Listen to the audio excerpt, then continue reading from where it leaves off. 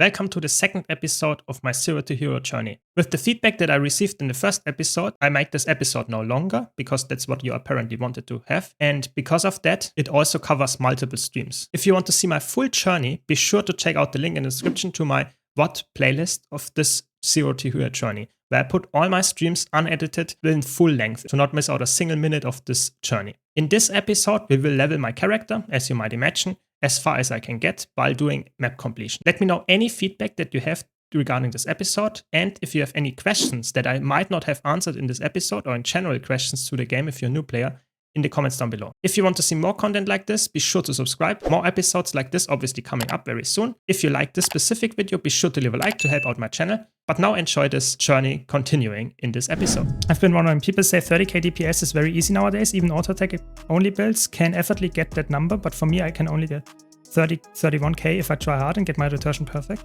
So I would say the thing is, yes, there are auto attack builds like auto attack Dragon Hunter. There are a lot of builds, or for example Unload Deadeye, that can reach 30k just by using one button. But the problem is that even if you have a build that can reach 45k if you do the rotation perfectly, you have to perform on that. So they always only refer to the benchmark on the golem. In real fights, that might never be achievable for most players to get over 30k DPS, because in real fights you have downtime, in real fights you have just mechanics that you have to take care of, that you can't upkeep this. So we're always referring to the golem. If you are referring to the golem as well, then typically if you have perfect gear and have the rotation perfectly down in the perfect speed, so you don't have any downtime. So for example, if you have to use my 4 skill and then I have to use my 2 skill and I'm using my 4 skill and then I'm waiting and then I use my 2 skill, then I have a downtime of like 1 second. If that is the same for you, that means that yes, you might, so to say, perfectly execute your rotation, but you're way too slow. That can also be something.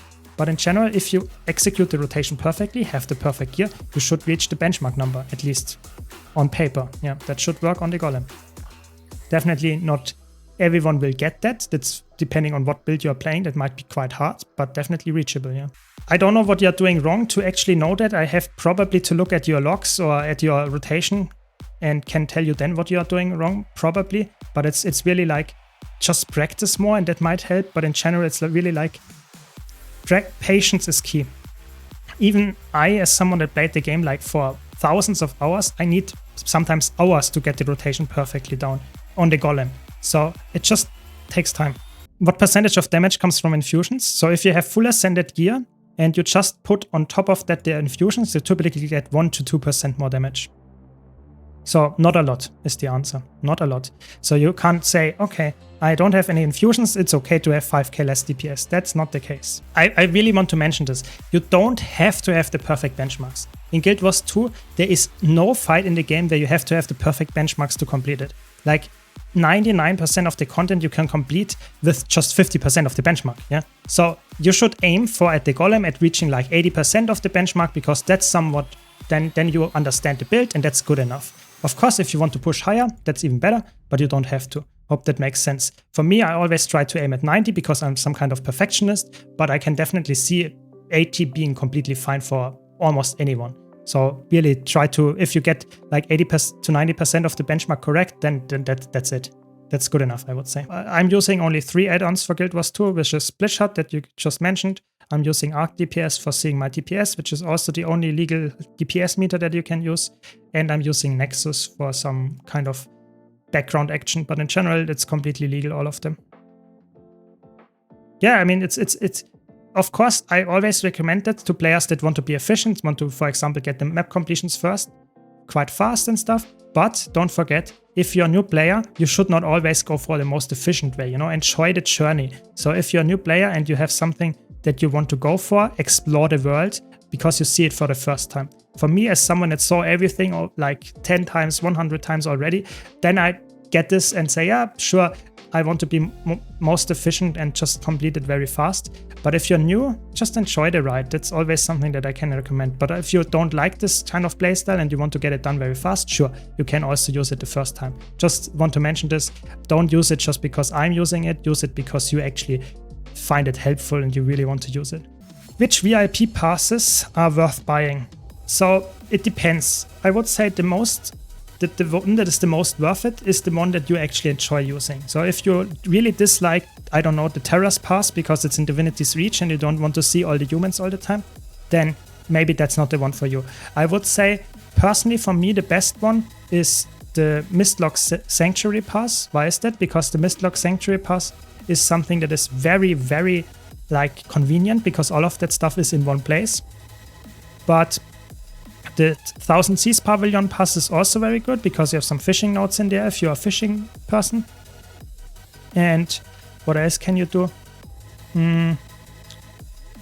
Those two are really good. And if you're a World vs. World player and want to, for whatever reason, see the World vs. World maps chat, then you can also go for the Armistice Bastion Pass. But those three, I would say, are a little bit on top of over the others because they're just a little bit more, how is it called, clumped together. All the vendors, everything is all in one place, and this can obviously be really helpful to just get stuff done very fast.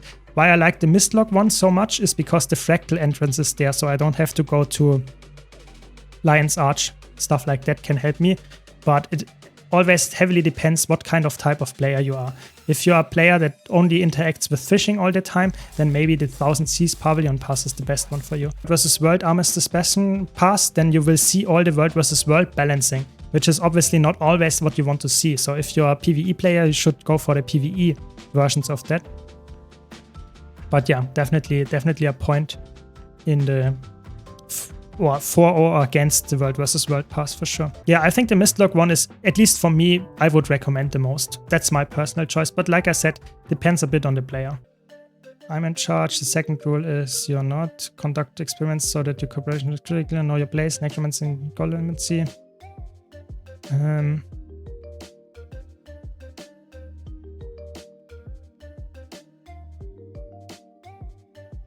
I'm not in charge. Necromancy and Golemancy.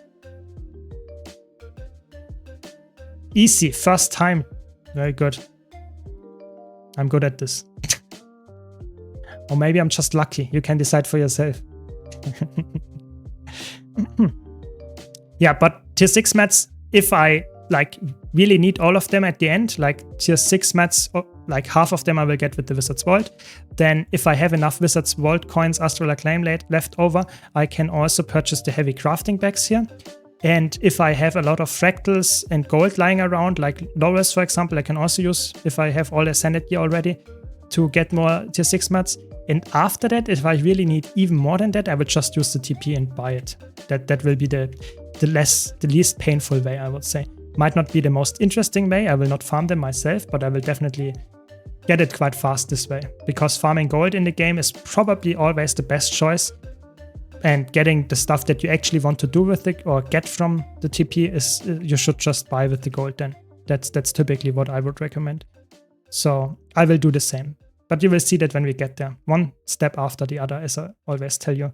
Because first comes the leveling and the map completion, and then we can think about what is the next step. And getting some more gold is probably something that we will deal with the rest of the journey. Because after all, setting up a new account is always something that takes a lot of investment of time and gold. For leveling characters, getting a provisional token spear is a lifesaver. That is true. Good point. That can be really cool because they level with you and they increase their stats. Those Bloodbound, I think they are Bloodbound Weapons. They are really, really good. If you really want to go there and get the most amount of value and don't swap your gear ever, or at least not while leveling, those can be really good. Bloodbound Weapons. Yes, good point. Let's answer some more questions. You fish the dailies or do you know the hotspots? So yes, the dailies for fishing is obviously also good. I like to do that as well. But to get 50 gold per hour, you would just complete over and over the same route in specific maps. I have a specific fishing guide. You can check it out on my YouTube channel where I tell you how to do it, how to have the perfect setup for your fish and the lure and that kind of stuff, while also farming the maps. So there are two specific maps. One of them is during nighttime, one of them is during the daytime, and you would just go over and farm the same fishing spots, and it's very lucrative if you have the perfect gear or the knowledge of how to do it. Would recommend it if you like this kind of playstyle. Of course, it's not for everyone because it's quite passive, you know. I like to do that if I just want to relax, maybe watch something on my second monitor, And then it's a very, very relaxed, laid-back type of gold farm. But I can definitely see why people want to have more active gold farms, and then I recommend Fractals. Yes, I have a Discord server, yes. Actually, it's quite a long time ago already I started that one, so you can check it out, of course, yeah. The link to it is, of course, always in the Twitch stream or in the YouTube stream description and under all my videos on YouTube as well. So just check it out there, and you should be able to join. And if you have any questions when I'm not online, you can just ask there, and I will either get back to you or someone else that is friendly in the community will also help there. Don't worry, there's always someone. And if you have some events like raid trainings or Fractal CM trainings or something like that going on, they're also always announced there. So good place to be. Skyscale from Soto is worth it, or normal POF mounts enough? So if you don't have any Skyscale yet, I would recommend going for either Soto Skyscale or getting the Path of Fire Skyscale. But if you already have the Path of Fire Skyscale, I think it's not that urgent. Skyscale is absolutely broken in my opinion. It's probably the best mount in the game. So you should definitely try to get it if you don't have it yet. But you don't need both of the, how is it called, masteries for that. It is definitely a good thing to have both of them, don't get me wrong, but it's not necessary. It's not necessary. Yeah. One of them is good enough to get all the good stuff from the flying and from the just like game-breaking utility that it has. Skyscale absolutely, like really, really highly recommended. Especially for a new player, it allows you to just, so to say, cheat your way through very easy ways to getting vistas, getting like achievements done very fast. It's crazy how flexible this mount makes you.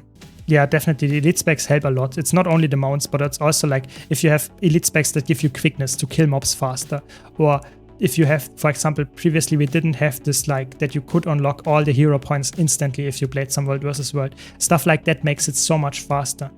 But this is some kind of middle ground. I'm using Raptor only, and I don't have any elite specs, and I don't have any hero points unlocked already, so it takes quite a bit longer, yeah. But it's still okay. What is the point in doing it? So first of all, for me, it gives leveling experience. Currently, I'm level 37, and it will obviously go only higher because of that. Other than that, I need it for the legendary. So if you want to craft a legendary weapon for yourself and don't want to buy it from the trading post, which is more expensive, obviously, than if you would craft it yourself, then like getting the map completion is a must. Can you suggest some more hardcore activities in Guild Wars 2 that are really fun? I mean, it depends what you already have done. I think raids can be really fun, of course. Raid CMs, Fractal CMs, all that instance content CMs. If you want to do a lot of other hardcore stuff, I think in World vs. World you can go for some small scale roaming or large scale roaming, even if you wanted to. And what else can you do? Like Zerging, or GW2 even if you want. And in PvP, of course, you can try to get the leaderboard high up. Or if you want to play PvP as a competitive game, you can play 5 vs 5 as a pre-made team in ATs. That can also work. But if you're talking about PvE, getting the hardest titles like Harvest Temple CM, Legendary Challenge mode of Ceres and Ura, the bosses of the raids and the strike missions, those can be really fun. Stuff like that. Other than that, if you have all of that done, then the Guild Wars 2 is all about like finding something that you have a nice goal and get that done. You can go for full legendary, that can also be a hardcore challenge, or going for all wardrobe items, that can be a very, very, very long goal. But yeah, find something that is like interesting for you. There is a lot of hardcore stuff that you can find, it's just not necessary in the game. Or mastery hunting, exactly, or achievement points, sure. I really think they know what they are doing. I really think so. Okay, I can salvage this. I can salvage this. Wait, I don't need that. Can equip that and salvage that. And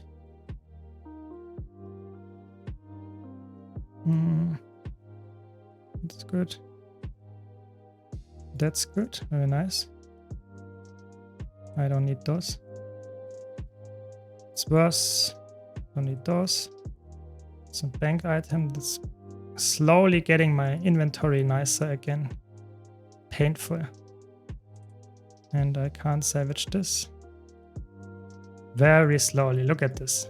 That's a clean inventory. I actually, after creating the Ranger, I created a Warrior, because way back then, in dungeon farming, the best way to farm dungeons was running 4 warriors and 1 Mesmer. And I played a warrior for DPS. That was also before I created Elementalist.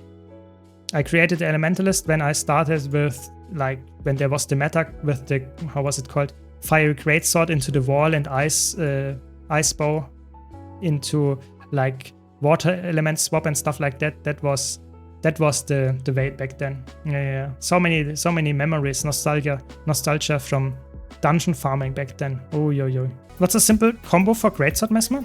So Greatsword Mesmer really wants to use the mirror blade in melee attack. So if the enemy is standing, like if the stump is the enemy, and if I use my Greatsword 2 skill, I will get the bounce almost instantly. Boom, boom, boom, boom, boom. And it does a lot of damage. So the combo would be either using the 2 skill with your teleport, or using your 4 skill from range and then doing the teleport into the enemy. So if this is the target and I'm using the 2 skill, I cast it, and almost shortly before cast I would teleport so that it would instantly bounce. Another good combo that you can do is, of course, using the 5 skill into the damage skills, because this has a knockback, and in this short knockback they can't move. So that can be really good as well. Other than that, Greatsword Mesmer really wants to stay on no-port-spots so that enemy can't port to you, and you just want to deal a lot of damage from range and not go too aggressive. So if you're on a no-port spot, enemies that want to port on you, like a thief, like we saw earlier, dagger pistol thief, they can't port to you. So if I'm standing here, they can't port to me, and I can range them down, like using ranged attacks there. Hope that makes sense. But other than that, there are not that many combos that you can do. It's not a very combo-driven greatsword for that matter. I have 104% magic find right now. Should I keep using all luck? I would recommend to use the luck, yeah. If you don't have the magic find at 300 account magic find yet, I would use all of the luck, just for the long run, yeah. Is it true that some third-party addons can get you banned from internet? Yes. They specifically, you should only use ones that are explicitly allowed. So Arc DPS, Nexus, and Blish are explicitly allowed if you use the official add-ons and not some kind of like add-ons for the add-ons that are not allowed. So yes, you can get banned very easily. ArenaNet is very, very aggressively banning people if you use anything that is illegal, so to say, or not within the terms of service. Yes, you should be really, really careful there. So multi-boxing is only allowed in Guild Wars 2 in very specific ways. You are not allowed to use multi-boxes in PvP ever. And if you use it in PvE, you have to have specific, as far as I know, specific keys for specific accounts. So you can't use your W key and move 4 characters all at once. You have to have, using W moves 1 character.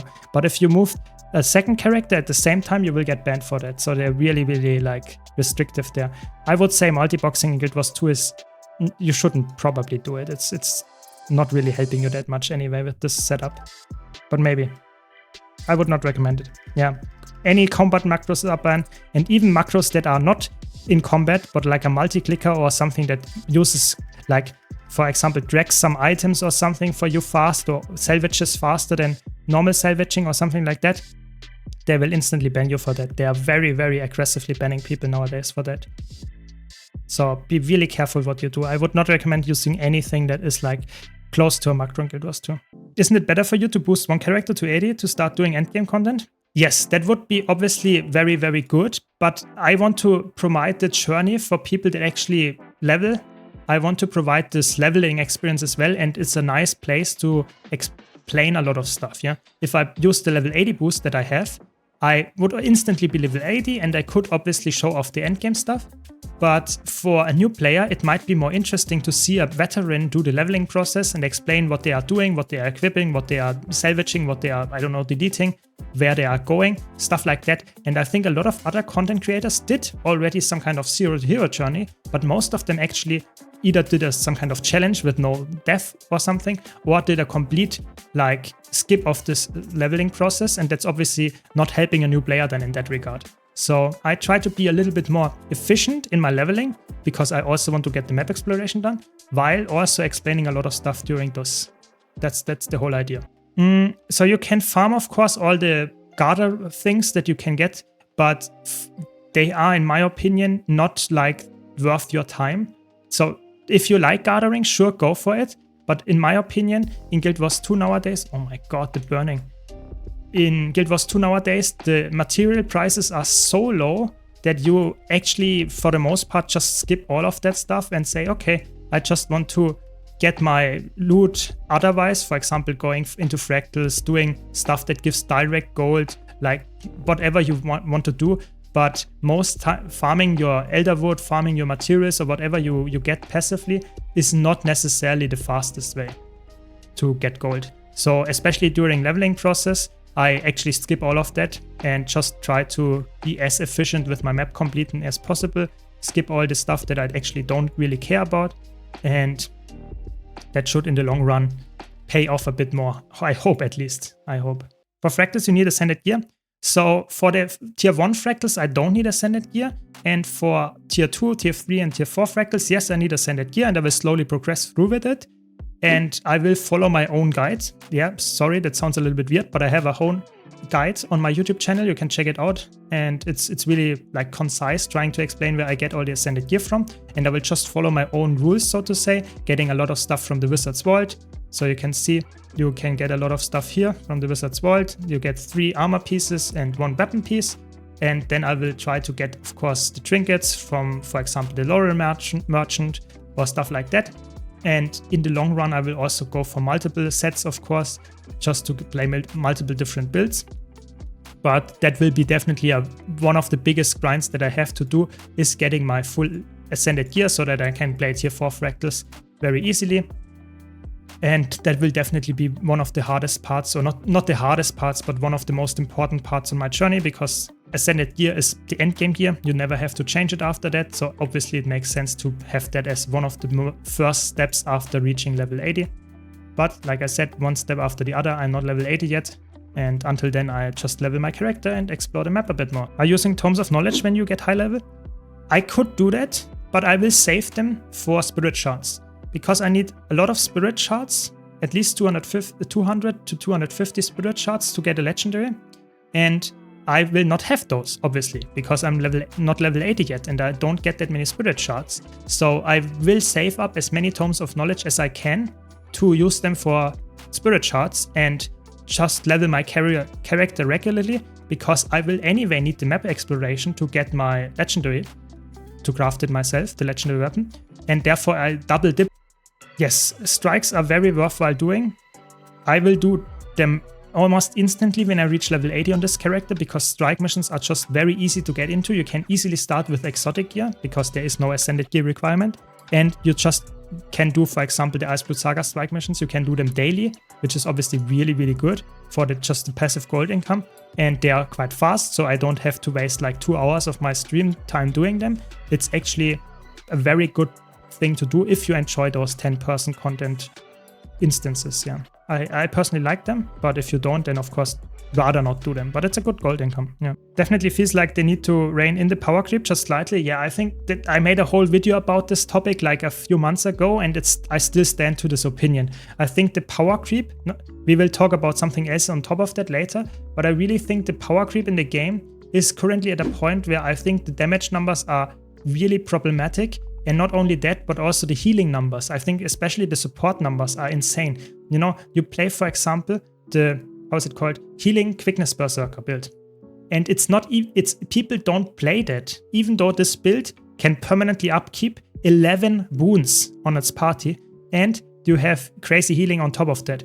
So people just don't play this build. Why?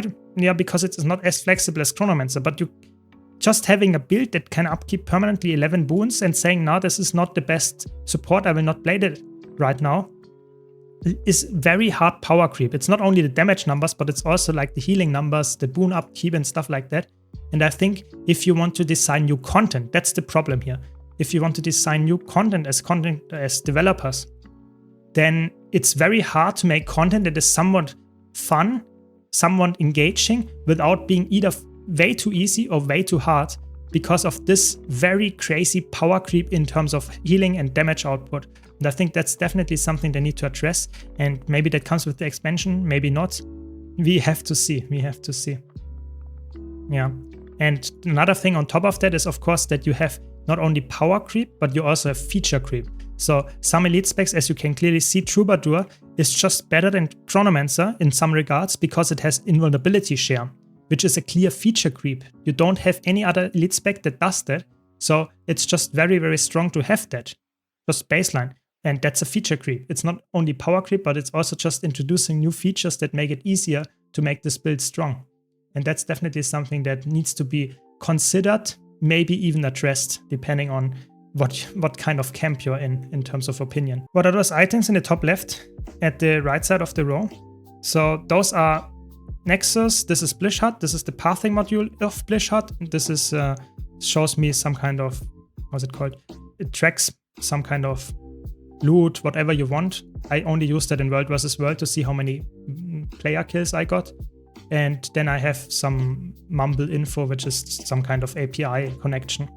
But this is just some third-party add-on that is allowed and is just increasing, so to say, my UI for a bit and makes it a little bit more nice for me to see what is actually happening in the game, or, for example, gives me the mouse cursor here, stuff like that.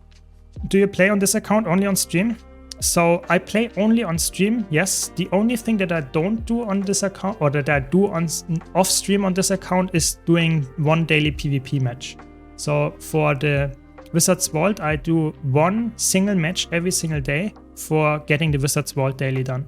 This is the only thing that I do off stream because it doesn't take that long. It's like 5 to 10 minutes to get one match. That's the daily, and then I will come back next day to get all the Wizard's Vault achievements or whatever it's called, tasks done, because that's obviously a really good gold gain, especially on a new account where I also want to get all the ascended weapons, ascended things in the Wizard's Vault, as well as all the good gold stuff. So definitely worthwhile for me to get all the Wizard's Vault stuff unlocked.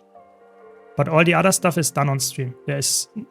And even the stuff that I do off stream, I record so that if there's something happening that I can then share or do some summary in my YouTube videos, I will do that as well. I just don't stream the PvP matches because they are, I have to be honest, quite boring. It's always like fighting other new players, and it's quite unfair if you are not a new player, but you are fighting only new players. So the matches are not that exciting, to be honest. Have you played all the classes? That's my goal, because I need to get good at World vs. World in PvP. Yes, I played all the classes. On my main account, I have 70 characters, so that's probably telling enough how much different builds I play all the time. So yes, I play all the classes, and I played all of them in all elite specs and everything. I really enjoy playing different builds. That's my main goal. That's also why I have so many legendary gear on my main account, because I really like to try out and play different builds. That's really like the main thing there. Yes, 70 is probably too much, I admit that, but I also use most of them for storage. So I have a lot of storage space on my account. Is it necessary? Probably not, but it's a fun hobby of mine, you know, gathering legendaries and gathering storage space. That's like the main thing. And I will not continue this hobby here on the second account because that's just stupid. I accept that. You have to accept at some point that this is not a good thing to do, and that's why I stop it, at least on my second account, not on the main account though.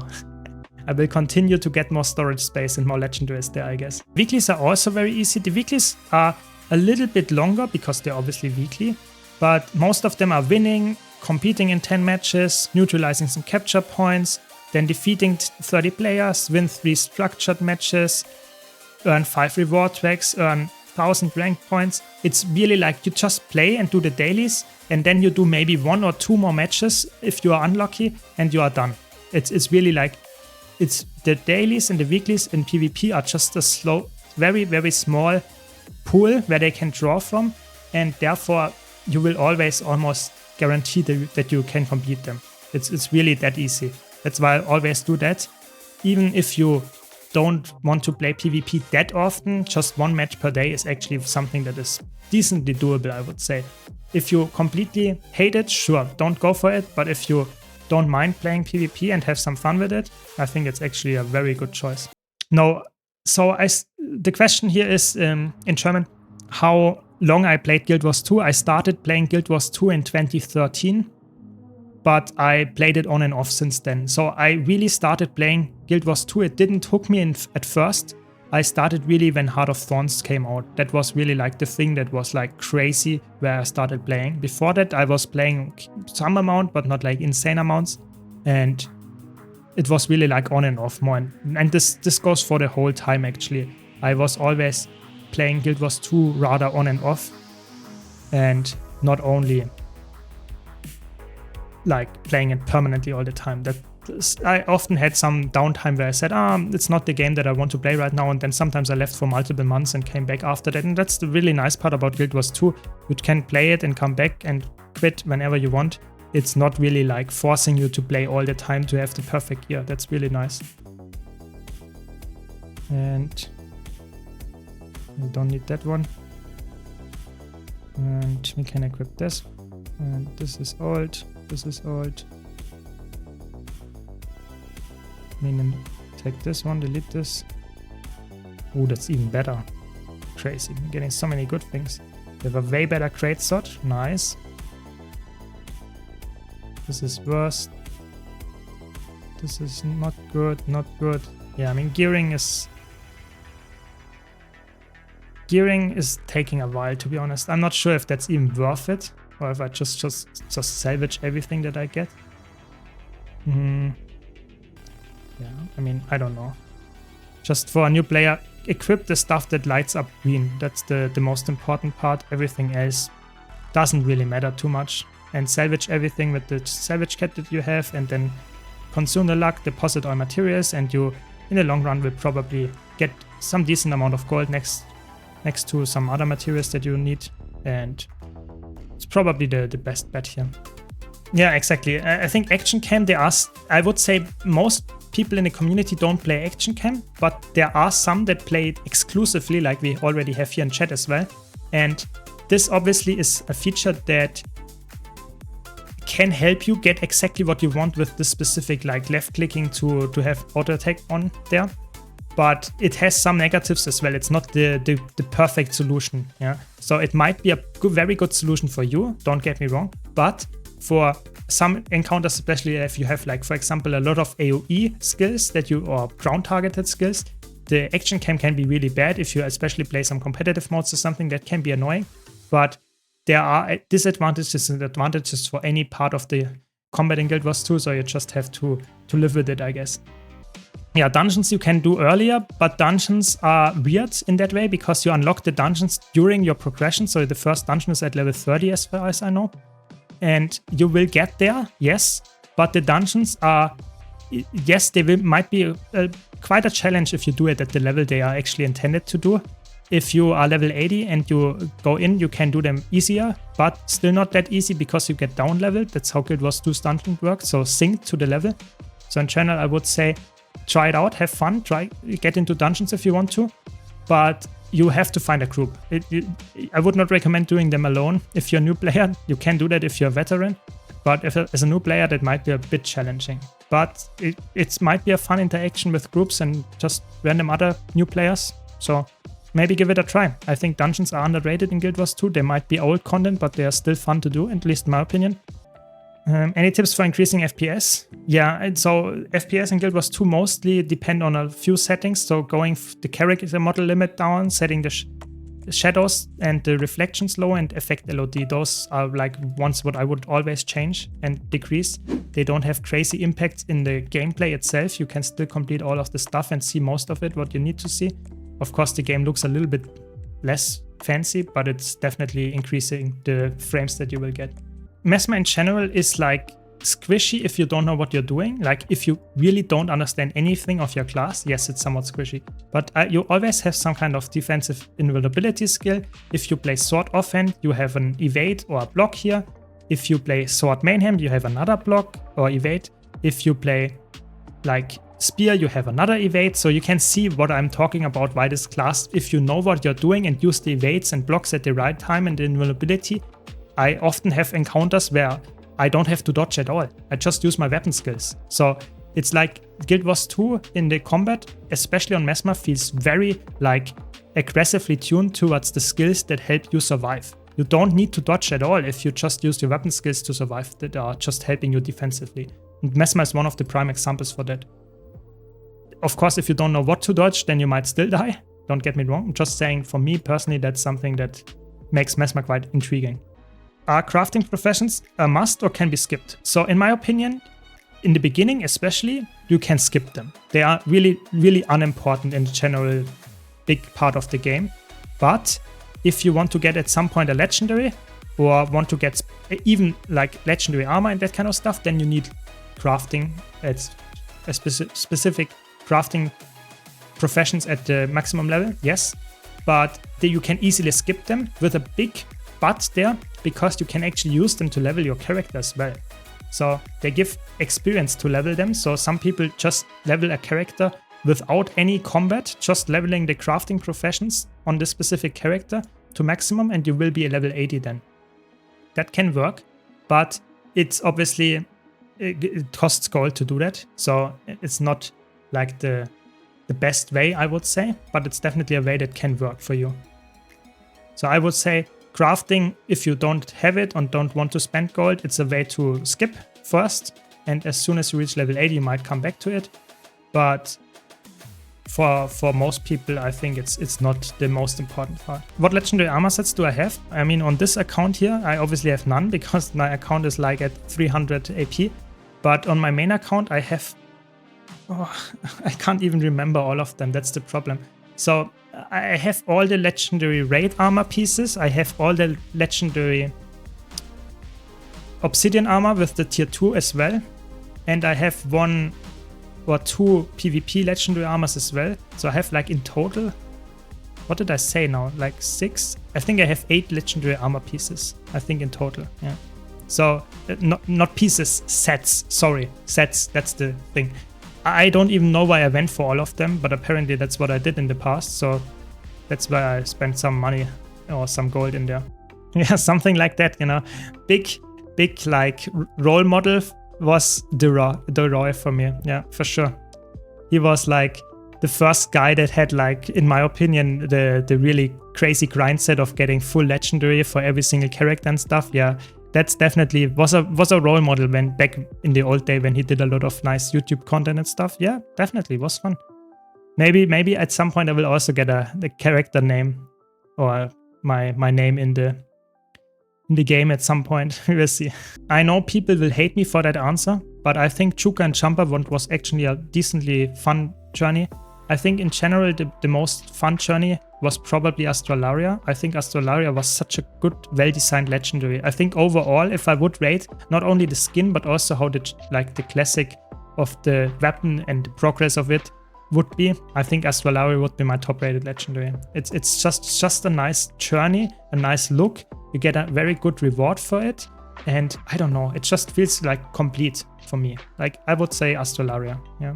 I wonder which generation of legendaries would be the easiest to get for someone who is primarily playing open world PvP. Definitely generation 1 with the legendary starter kit, I would say, for sure. You get the legendary starter kit and get half of the legendary done, and then you can actually get it very, very fast. After that, if you already have that and used it, you can probably get the generation 3 legendaries the fastest, I would say, because you just have to do the map open world in EUD. So there are a lot of fast ways to get the generation 3 weapons, I would say. It's also a very good gold grind, actually. If you like those maps, actually a decent gold grind on top of that. As always, thanks for watching. Thanks to all my supporters. I hope you enjoyed this video. If you did, be sure to leave a like and subscribe for more content like this. There will be way more content coming on this series, so stay tuned for that, and I hope to see you all in the next video.